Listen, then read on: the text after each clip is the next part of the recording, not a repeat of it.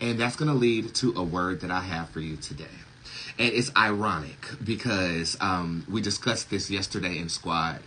And I want to elaborate on it for you guys this morning, if you don't mind. Give me a second. I need some fucking Gatorade. While that's happening, listen to Tyra. Stop it! I have never in my life yelled at a girl like this. Thank you, Tyra. We become what we rehearse.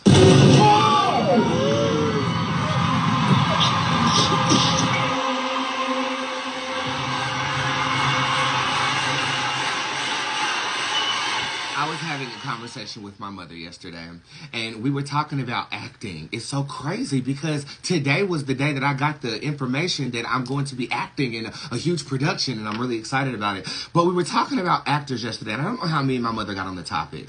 But we were talking about memorizing lines and actors. We were talking about Get Out. My mother just saw Get Out for the first time because it came on Netflix, and we were talking about the actors that were in Get Out. And I said that was a lot of those actors' big break because the best friend of that main actor, and I don't know these actors' names, they're African American actors. You know what I'm talking about. Well, he's in a new movie on Hulu called Fail or something like that, where he goes in for a job interview and they hook him up to like this 3D world, this virtual reality for training, and it turns out to be very gruesome for him. And that was his big break. Anyway, well, we were talking about it, and I said that actors have a particular gift.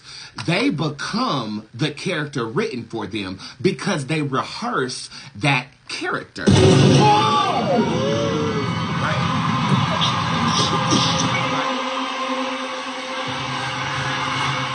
And I said that they embody the character that is written for them so much so that they can become lost in the character, such as, the Joker who died after he filmed the Joker movie. Right?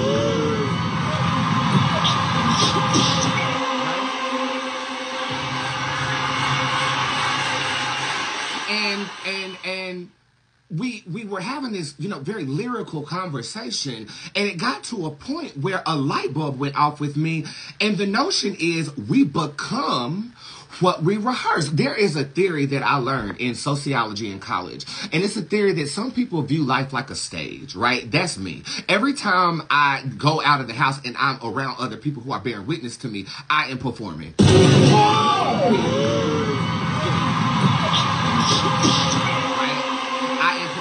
We perform. Our clothes are our costumes. Our makeup is the best way that we can present ourselves to the audience that is the world around us. Correct? I've always done this, so much so that I would go in the mirror, even as a child, and practice how I'm going to say hello to somebody. Hey, how are you doing? I practice being surprised. Oh my God.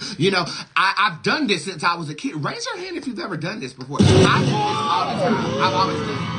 If I'm going into a boardroom or if I'm going into a business meeting, I will be in the mirror brushing my teeth, going in on how I'm going to present myself in this. And subconsciously, that is a rehearsal. And I didn't really think of it like that until this conversation with my mother, right? So if that is the case, then we become what we rehearse. What the fuck have you been rehearsing?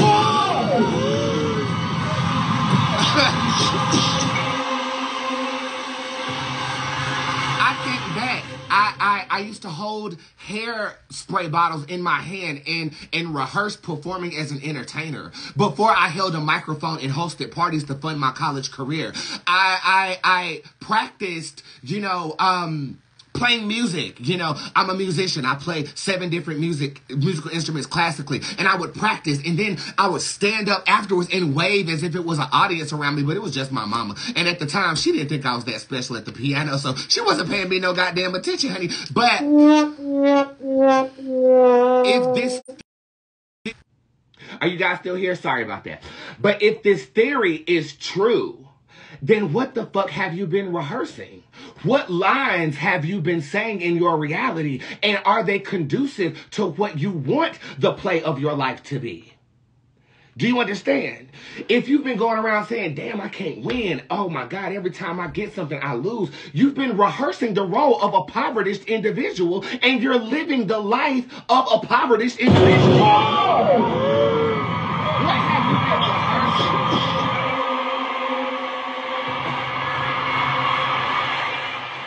says she's been practicing arguing in the mirror. So therefore, you've probably been arguing a lot in your life.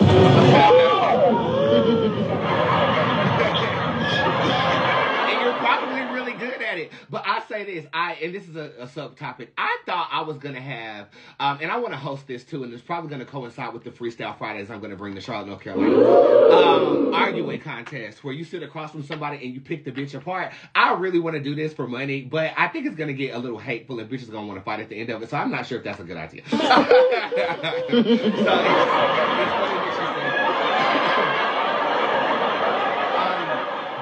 But what I will say is that, like, the light bulb went off so much that, like, I guess I've been trying to crystallize what my life is outside of work, right? You know, most of my life, I'd say 85% of my life is about social media. It's about work. It's about psychic reading. It's about servicing my clients. And I've been trying to crystallize what I want my life to be like, you know? Since COVID-19, I solely dedicated my life to you, okay? We were in the house, and that trickled into me buying a house, and that trickled into me getting my house together. But it is all in service to you. So as an individual behind work, I am trying to create a new life. It's like I had a rebirth or something like that, where all of the bases are covered, and we can create what we want out of life. And, you know, there's this adventurous side of me that wants to have my dog on a leash and my cat on my back, and we're walking through the airport. I see that. But now it's like I can rehearse who I want to become in my own life.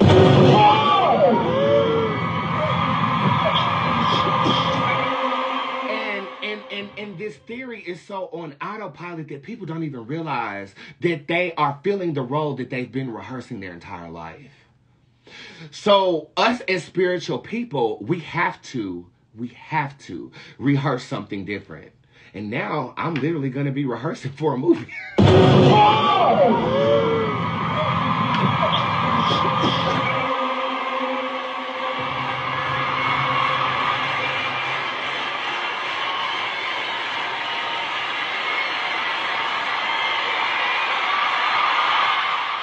So, what are you rehearsing? Rehearse something good. Rehearse something that's going to bring you life. Rehearse something that's going to bring you love. Rehearse something that's going to bring you prosperity. Rehearse not paying attention to the trolls like you guys are.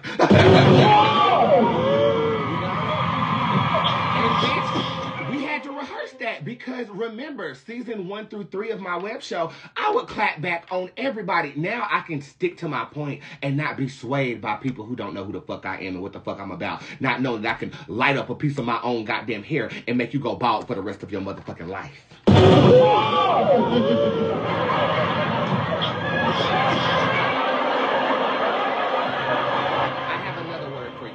So yesterday, I decided to attend a Super Sense live video, okay? Raise your hand if you were in there with me, okay? And I just simply asked her if she believes in tarot reading. Well, she ends up going on a tangent. I'm talking about going off about how tarot readers are fake, you know, and then one of the people in the live video said that he's a non-binary individual, where my default picture might have you think that I am a girl. And she ends up having a sub-comment about my gender, and at first I was like, finish her.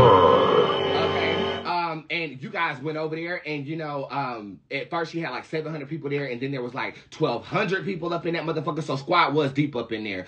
And at first I talked about this with Squad, and I was offended. At first I was offended. You know, cause y'all readers be looking at shit on social media and YouTube. And act like y'all saw some shit in your vision.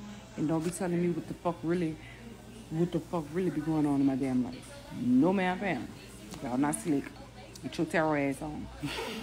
You do? Well, damn, you know, X, Y, and Z. But see, it was a humbling moment as well, right? And I'm going to tell you why. And I don't have anything against Super Scent. She doesn't believe in psychic readings, and that's okay. And, you know, I assumed that because she was from New Orleans, that she would actually, you know, pick up what I'm putting down. But I think that she had a bad experience, and it's typical for people that have had psychic readings before. Unfortunately, in this industry, there are a lot of scammers out here.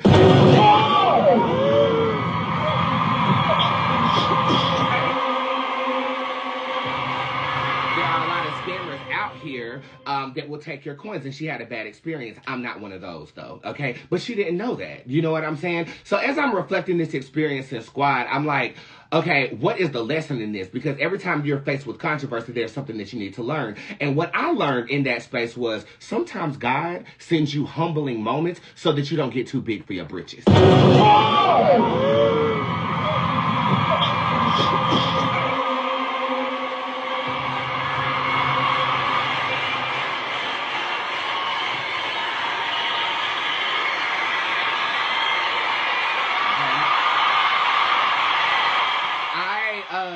Live by the philosophy that you surround yourself with agreement, okay?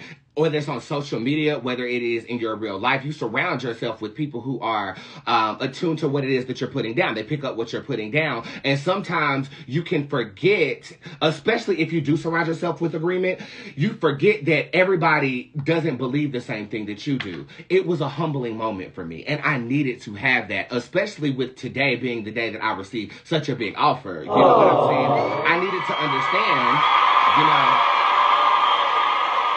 in that space, I needed to understand that not everybody is going to pick up what you're putting down, Bootz, even though you live your life with people who do pick up what you're putting down. So it was a humbling, eye-opening digital experience that I don't have no bad feelings for. I mean, and right after that, I sent her some coins in the live video, and I bought some more crayon case products. I have nothing against that. But our paths will cross again, and I will read you, and it will be accurate. And you will have a change of heart when it comes to psychic readings, because you've been dealing with scammers. I'm the real deal, bitch. Just ask anybody in the comment section and scroll my social media, and you'll understand who the fuck I am. Allow me to introduce myself to you. Hey, Super. My name is Bootz. I'm the hip-hop oracle, and I never miss, bitch.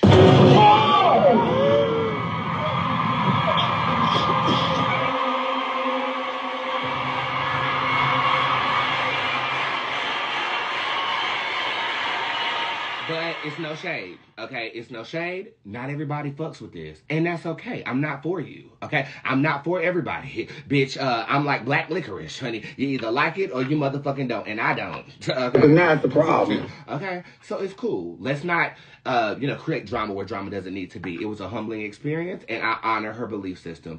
And that is something that I feel like a lot of religions can take note from. I don't want to convert nobody. I don't want to make a believer out of you. I'm just minding my business, and I'm a fan of yours, and I wanted to render my services to you. That's all. Okay? That's all. Oh.